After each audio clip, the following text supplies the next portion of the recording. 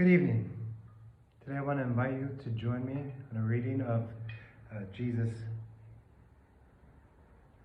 arrest, trial, and crucifixion. In the first century, people would memorize and read the text that they were then to go and share with other people throughout the church.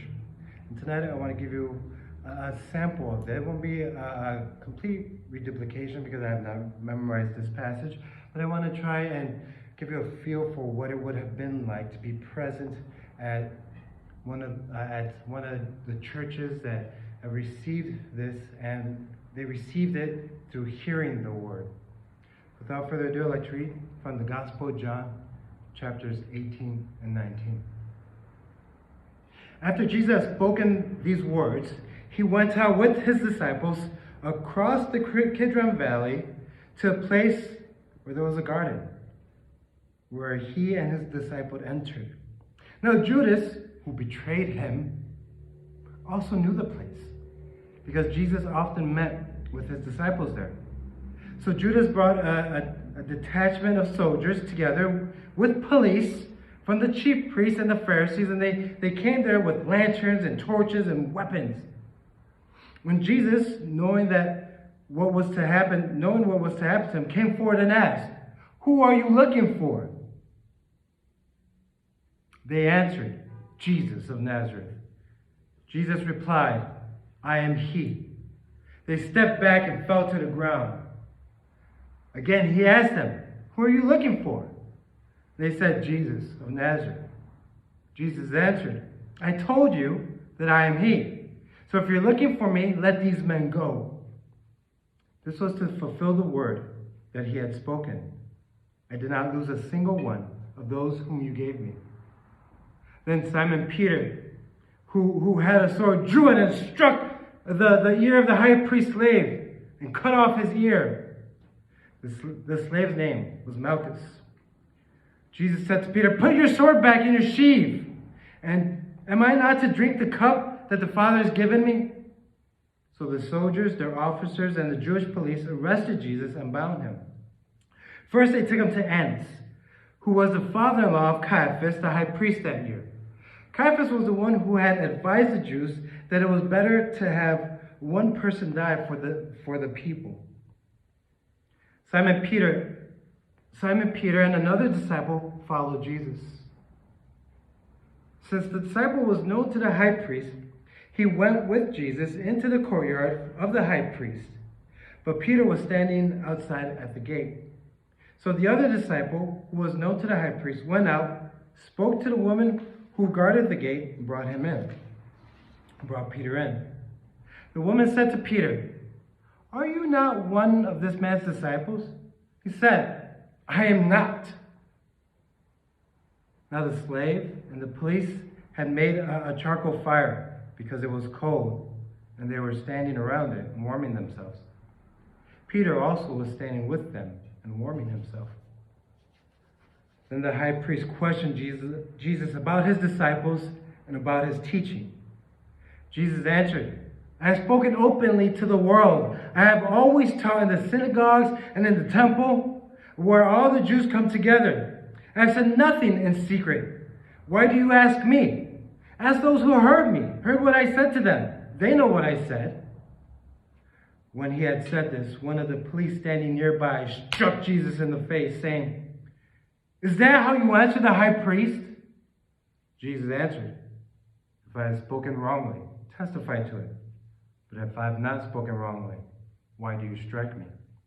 Then Annas sent him bound to Caiaphas the high priest. Now Simon Peter was standing by, warming himself. They asked him, "Are you not also one of his disciples?" He denied it again. "I am not."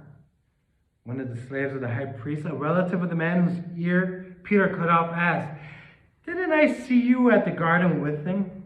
Again, Peter denied it. And at that moment, the rooster crowed. Then they took Jesus from Caiaphas to Pilate's headquarters. It was early in the morning. They themselves did not enter the headquarters so as to avoid ritual defilement, and to be a ritual defilement, to be able to eat the Passover. So Pilate went out to them and said, "What accusation do you bring against this man?" They answered, "If this man were not a criminal, we would not have handed him over to you." Pilate said to him, "Take him yourself and judge him. Take him yourself and judge him according to your law." The Jews replied, "We're not permitted to put anyone to death." This was to fulfill what Jesus had said when he indicated the kind of death that he was to die. Then Pilate entered the headquarters again, summoned Jesus, and asked him, "Are you the king of the Jews?" Jesus answered, "Do you ask this of your own, or did others tell you about me?" Pilate replied, "Am I a Jew? Your own nation and the chief priests have handed you over to me. What have you done?" Jesus answered, "My kingdom is not of this world. If my kingdom were from this world, my followers would be fighting to keep me from being handed over to the Jews. But as it is, my kingdom is not from here." Pilate asked him, "So you are a king?" Jesus answered, "You say I'm a king. For this I was born, and for this I came into the world, to testify to the truth. Everyone who belongs to the truth listens to my voice." Pilate said to him, "What is truth?" After he said this, he went out to the Jews again and told them, "I find no case against him. But you have a custom that I release someone for you at Passover. Do you want me to release the king of the Jews?" They shouted and replied, "Not this man, but Barabbas! Not this man, but Barabbas!" Now Barabbas was an insurrectionist. Then Pilate took Jesus and had him flogged. And the soldiers wove a crown of thorns and put it on his head, and they dressed him in a purple robe.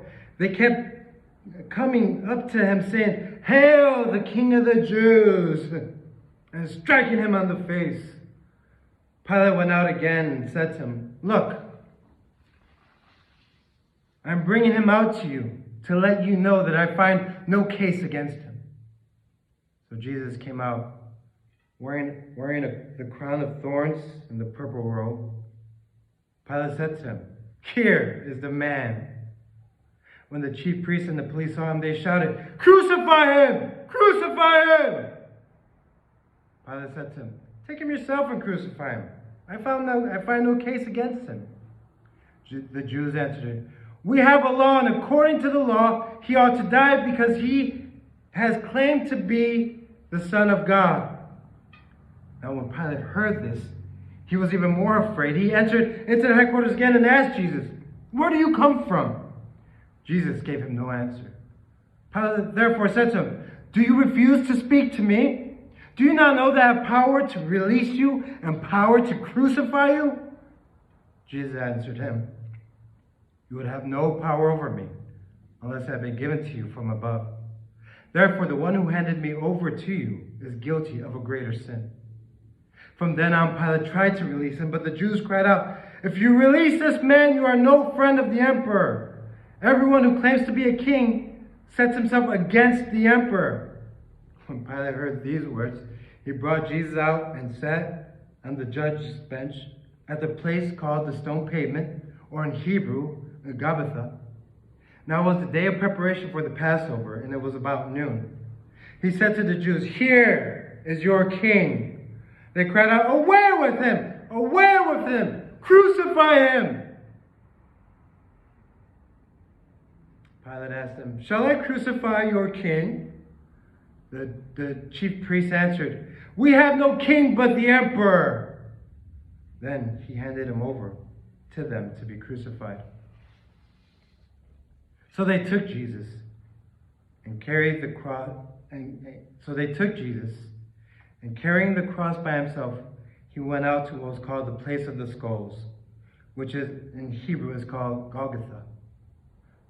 There they crucified him, and with him 2 others, one on either side, with Jesus between them. Pilate also had an inscription written and put it on the cross. It read, Jesus of Nazareth, the King of the Jews. Many of the Jews read this inscription because the place where Jesus was crucified was near the city, and it was written in Hebrew, in Latin, and in Greek. Then the chief priests of the Jews said to Pilate, "Do not write the King of the Jews, but write, this man said, I am the King of the Jews." Pilate answered, "What I have written, I have written." When the soldiers had crucified Jesus, they took his clothes and divided them into 4 parts, one for each of them. They also took his tunic. Now the tunic was seamless, woven in one piece from the top. They said to one another, "Let us not tear it, but cast lots for it to see who will get it." This was to fulfill what the scripture says. They divided my clothes among them, and for my clothing they cast lots. And that is what the soldiers did. Meanwhile, standing near the cross of Jesus were his mother and his mother's sister, Mary, the wife of Clopas, and Mary Magdalene. When Jesus saw his mother and disciples whom he loved standing beside her, he said to his mother, "Woman, here is your son." Then he said to the disciple, "Here is your mother." And from that hour, the disciple took her into his home. After this, when Jesus knew that all was now finished, he said, in order to fulfill scripture, "I'm thirsty." A jar full of sour wine was standing there. So they put a sponge full of wine on a branch of hyssop and held it to his mouth. When Jesus had received the wine, he said, "It is finished." And he bowed his head and gave up his spirit. Since it was the day of preparation, the Jews did not want the bodies left on the cross during the Sabbath, especially because Sabbath was a day of great solemnity. So they asked Pilate to have the legs of the crucified men broken and their bodies removed. Then the soldiers came and broke the legs of the first and of the other who had been crucified with him. But when they came to Jesus and saw that he was already dead, they did not break his legs. Instead, one of the soldiers pierced his side with a spear, and at once blood and water came out. He who saw this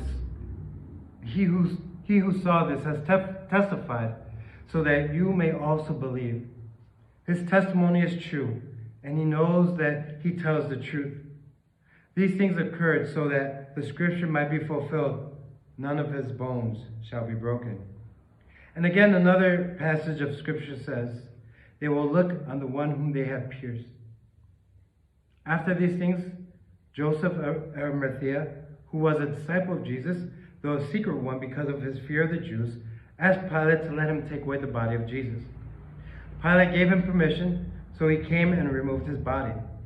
Nicodemus, who at first came to Jesus by night, also came, bringing a mixture of myrrh and aloe, weighing about 100 pounds.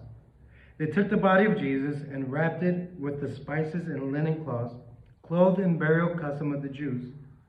Now there was a garden in the place where he was crucified, and in the garden there was a new tomb in which no one had been laid. And so, because it was the Jewish day of preparation, and the tomb was nearby, they laid Jesus there.